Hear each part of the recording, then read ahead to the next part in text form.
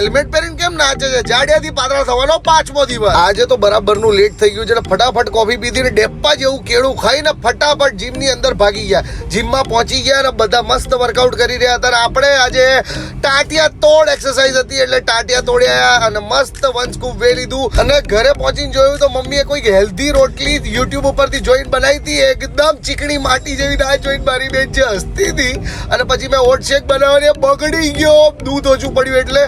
અને મસ્ત fit check કર્યું અને મારી મમ્મી ચા પીવડાવતી હતી બોલો. અને પછી જમીને મખાના પેક કર્યા અને નીકળી ગયા બહાર. જેડીને પિક કર્યો અને બસ આજો એના મગજ નથી એવું કહેતો હતો આ.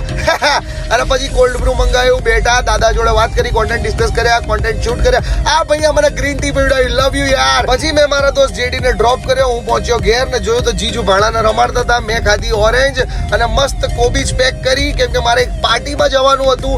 અને મસ્ત એક વન સ્કૂપ વે લીધું અને ફટાફટ નીકળી ગયા પાર્ટીમાં જવા. ત્યાં હિપહોપ પાર્ટી હતી, બધા રેપ કરતા હતા અને મેં જોયું તો કઈ બહુ એટલું મજા ના આવી મને. તો પછી હું નીકળી ગયો મારા ભાઈબંધની બીજી ટેકનો ઇવેન્ટની અંદર. અને શું સેક્સી પાર્ટી હતી, ક્યાં વાઇબ હતી.